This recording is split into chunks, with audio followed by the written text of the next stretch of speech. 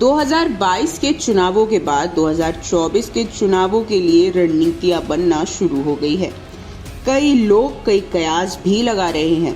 कई विश्लेषकों का कहना है कि 2022 के बाद 24 में खुद को और मजबूत बनाने के लिए सपा को कांग्रेस के साथ गठबंधन कर लेना चाहिए। आपको बता दें कि कांग्रेस के साथ सपा ने पहले भी गठबंधन किया था, लेकिन उस समय नुकसान सपा को झेलना पड़ा और फायदा कांग्रेस ले गई।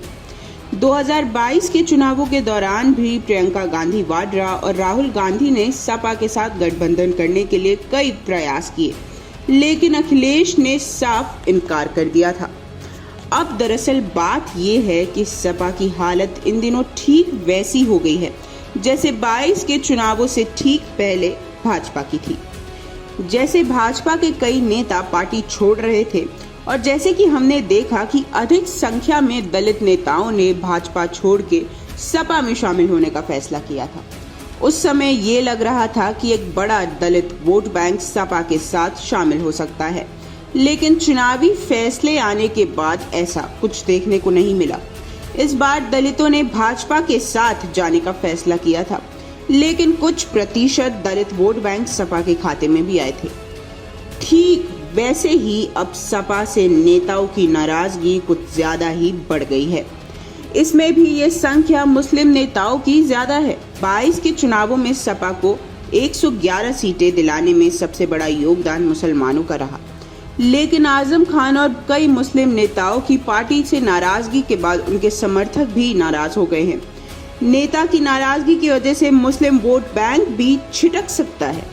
इसलिए अब कांग्रेस इस तैयारी में लगा हुआ है कि सपा से नाराज मुस्लिम नेताओं को अपनी पार्टी में शामिल कर लिया जाए। इसके लिए उन्होंने रणनीतियां बनानी भी शुरू कर दी है।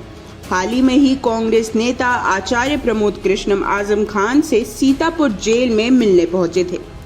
इसमें यह कयास लगाया जा रहा है कि कांग्रेस आजम खान को कांग्रेस में शामिल होने का प्रस्ताव दे सकती है। ऐसे में सुनिए हमारे विश्लेषकों का क्या कहना है। दूसरा फ्रंट उनके सामने जो खुला हुआ है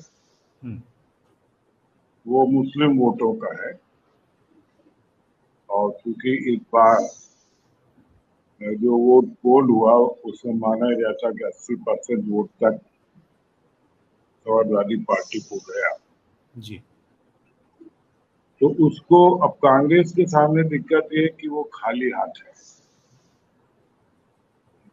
और उसको लगता है कि लोकसभा चुनाव में क्योंकि केंद्र का चुनाव है मुसलमान उनके साथ आ सकता है। तो ये एक उनकी आशा है, और मुझे लगता है कि मुस्लिम समाज के लिए ये सोचना भी होगा उसको कि भाई शिवपाल जी वो अखिलेश यादव कोई राष्ट्रीय राजनीति तो कर नहीं रहे जी, न उनकी राष्ट्रीय पार्टी। ये बात अलग है कि जब चुनाव होगा तो जो गली मोहल्ले में का भी नेता होता वो कहता कि हम दिल्ली की राजनीति तय करेंगे।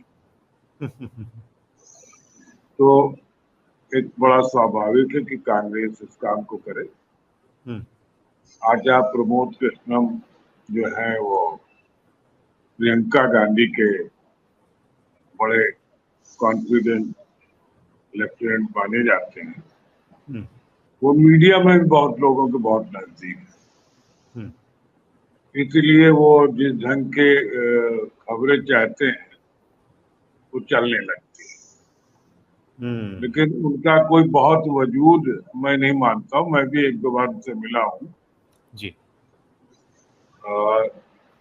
तो अब मुस्लिम वोट तो खैर वैसे भी वो बीजेपी को जाएगा नहीं, और सपा को प्रदेश स्तर पर गया, तो राष्ट्रीय स्तर पर तो देखिए वो चाहे उनका वोट वेस्ट जाए रहेंगे तो सपा के साथ।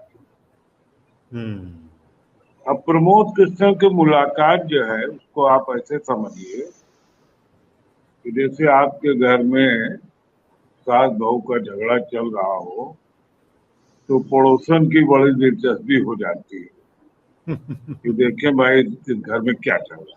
सही बात है, सही बात। आप हमको शिवम ये बताइए कि ये जो आजम खान ऐसे खुर्राट नेता है जिनकी सारी पॉलिटिक्स मुस्लिम परस्ती पर ही है।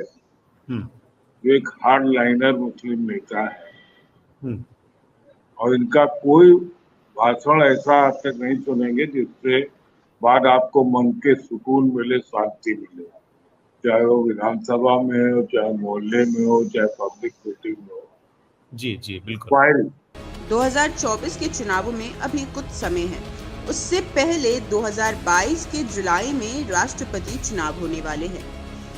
जाहिर सी बात है, राष्ट्र में जब कोई बड़ा चुनाव होता है तो राज्य की पार्टियों का समर्थन स्वाभाविक है। लेकिन सपा अध्यक्ष अखिलेश यादव की ओर से सूत्रों के हवाले से ये स्टेटमेंट जारी हुआ है कि राष्ट्रपति चुनाव में गैर भाजपाई और गैर कांग्रेसी प्रत्याशी को सपा सपोर्ट करेंगे। भाजपा और कांग्रेस प्रत्याशी का समर्थन नहीं करेंगे अखिलेश यादव।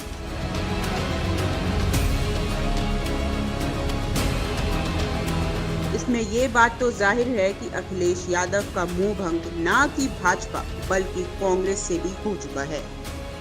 और आप हमसे जुड़े रहने के लिए सब्सक्राइब करें YouTube पर, फॉलो करें Twitter पर और लाइक करें Facebook पर। और ज्यादा जानकारी के लिए आपको टाइप करना होगा सिर्फ न्यूज़ नशा।